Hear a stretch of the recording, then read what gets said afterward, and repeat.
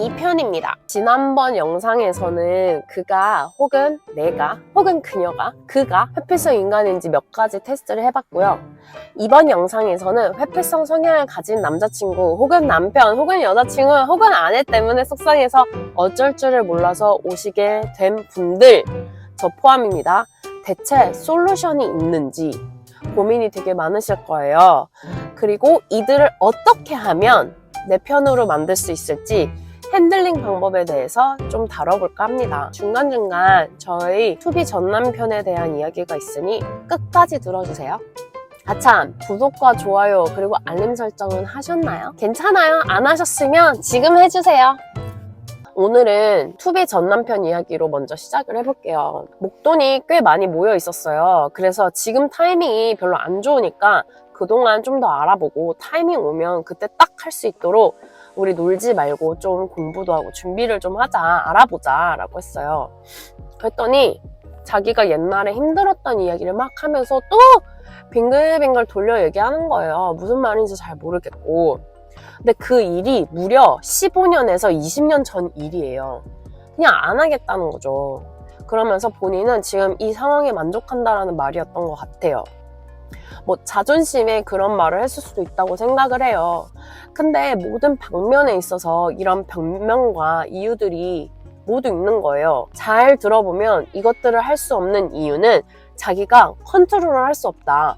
어쩔 수 없다. 뭐 그런 거더라고요. 자꾸 듣다 보면 자존심 문제만은 아닌 것 같았어요. 회사 생활을 어떻게 하나 할 정도로 이해가 안 갔어요. 그래서 제가 나중에는 심지어 타일렀어요. 회사에서 있는 일들이랑 비슷하게 대조해서 제가 뭐라 그랬냐면 회사에서 고객 불만, 즉 아내의 빡침과 비슷하죠. 이 왔을 때 어떻게 하냐, 어쩔 수 없는 일이니까 알아서 하세요?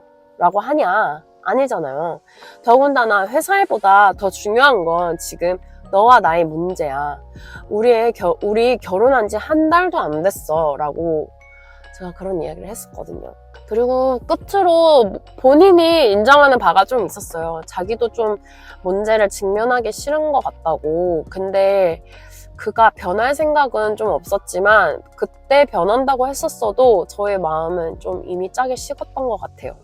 되돌릴 수 없었던 거죠. 근데 지금 되돌아보면 그도 함께 짜게 식었다라고 생각이 드네요. 결혼 생활이나 연애는 그러면 안 되잖아요. 둘이서 하는 건데 어떻게 자기 하고 싶은 대로 합니까? 제일 궁금해하신 회피성 인간을 적절히 매니징하는 방법. 두둔. 솔직히 회피성 인간에게 적합한 방법은 눈에는 눈이라고 지랑 똑같은 인간을 만나는 거예요. 회피성 인간이 당신을 선택한 이유는 당신이 지지리도 복이 없어서가 아니고 그들의 눈에는 당신이 엄청나게 매력적이었을 거예요. 기본적으로 회피성 인간은 강요나 압박을 하면 안 돼요. 제가 이걸 몰랐네요. 다 나이를 먹으면 적당히 문제를 알아서 해결하고 적극적으로 그렇게 대처할 줄 알았어요. 중요한 문제라면. 근데 이게 포인트예요. 기본적으로 중요한 문제라면 적극적으로 해결해야 되잖아요. 근데 그게 아니더라고요. 저는 그래서 완전 관계가 돌리지 못할 정도로 파탄이 났나 봅니다. 여러분들은 오늘 이 영상을 보고 미리 알고 잘 대처하시길 바랍니다. 회피성 인간이 실수를 했을 때는 보통 문제를 회피하거나 감정을 차단하는 경향이 있어요. 문제를 직시하고 해결하도록 유도하려면 감정적 압박 없이 논리적으로 접근하는 게 굉장히 중요하다고 합니다. 1번, 감정보다는 사실 중심으로 말하기. 네가 이런 행동을 해서 내가 속상해 가 아니고요. 왜냐면 이거는 감정적 표현이 부담스럽거든요. 이런 문제가 발생했는데 어떻게 해결할 수 있을까? 가 맞습니다. 문제 해결 중심으로 유도한다 라는 거죠. 마치 너 때문이라는 말은 아니에요. 마치 어쩔 수 없이 생긴 문제가 있는데 어떻게 해결했으면 좋겠냐 라고 존중하는 방식으로 물어보는 이야기네요. 2번. 책임을 회피하지 않도록 만들기. 회피형은 본능적으로 내 탓이 아니야. 어떻게 되겠지 라고 생각하면서 문제를 미루려고 해요. 이 문제는 네가 해결해야 해! 보다는 이 문제를 해결하면 우리 모두 편해질 거야 라는 방식으로 끈하면 부담이 줄어든대요. 이 정도면 보살 아니에요? 아니 어떻게 이렇게 얘기를 해요. 명백히 네 탓인데 네가 잘했으면 이런 일이 없잖아 가 괄호 안에 있는 거 아닌가요? 다루기 참 힘드네요. 세 번째, 선택지를 주어서 스스로 결정하게 하기. 해피어 인간은 압박을 받으면 더 도망가려고 한대요. 그래서 이렇게 하면 어떨까? 이 방법과 저 방법 중에 어떤 게 나을까? 라고 선택지를 좀 줘야 된대요. 선택지가 주어지면 자신이 결정한 것처럼 느껴져서 문제를 직면하는데 거부감이 줄어든대요. 근데 제가 이 방법을 써봤었거든요. 진짜 잘 먹히더라고요. 요게 있고 저게 있는데 이거는 이게 나쁘고 요게 저게 나쁘고 좋은데 뭐가 좋아? 근데 솔직히 한두 번이지 매일은 못하겠더라고요. 제가 무슨 비서도 아니고 팀원도 아니고 사장이나 팀장은 직급이라도 높죠. 제가 뭐 어리석은 건지 선택지를 줘야 하고 네 문제는 아니라고 해야 되고 하자고 같이 얘기해야 되고 너무 힘들었어요. 네 번째, 감정적인 갈등으로 만들지 않기. 감정적 논쟁으로 끌고 가면 회피형은 더 단절하려고 한대요. 네 잘못이야 라고 얘기를 하면 안 된대요. 이렇게 죄책감을 주면 도망간대요. 그래서 도망갔나? 이 상황에서 우리가 어떻게 할 수 있을까? 라고 해야 된대요. 공동 해결 방식으로 유도해라 라는 거죠. 여기서 대환장합니다. 저는 딱 얘기해요.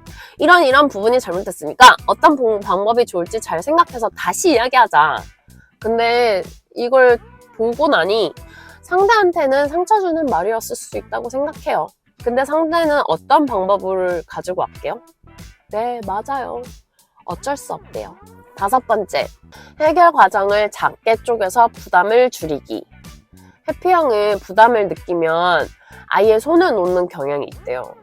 당장 해결해야 해 모든 걸가 아니고 일단 첫 단계부터 이것부터 하자라고 처음에는 이제 작은 단계로 나눠서 진행하는 게 효과적이라고 하네요.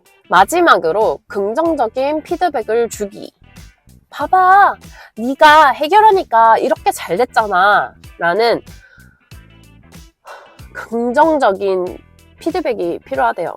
해피형은 내가 해결해도 소용없을 거야 라는 생각을 한대요. 그래서 해결하면 좋은 결과가 온다는 경험은 반복시켜야 된대요. 해피성인지는 몰랐을 때 제가 이쁘게 말했죠. 근데 어째 보니 제가 다 끌고 나가고 있더라고요. 그것도 한두 번이지. 저는 이혼을 결심했을 때쯤 이렇게 말을 했어요. 오빠가 나이가 그 정도 먹었으면 이 정도쯤 알아서 잘 해결할 수 있지 않아? 해결책 생각해서 다시 이야기하자. 저는 더 이상 견딜 수가 없었거든요. 근데 보고 나니까 그에게는 저는 정말 최악의 여자였겠네요. 결론적으로 강한 압박 없이 논리적으로 접근하고 선택권을 주면서 해결을 돕는 분위기를 조성하는 게 되게 중요하대요. 그냥 저 혼자 살래요. 회피성 인간을 옆에 둔 당신 힘내세요. 마지막으로, 그러면 대체 회피성 인간은 왜 그러는 걸까요? 대체 왜 그러는 거야? 나한테 왜 그러는 거냐고! 왜? 너무 귀엽다. 뭐 다 여러 가지 이유가 있겠지만 제가 리서치 해본 결과로는 그 중에 4가지가 있었어요. 어린 시절 경험에 대한 게 있었는데 좀 슬퍼요. 부모가 감정을 제대로 받아주지 않았거나 방치했을 경우, 그래서 감정을 억제하는 습관이 생길 수 있다고 하네요.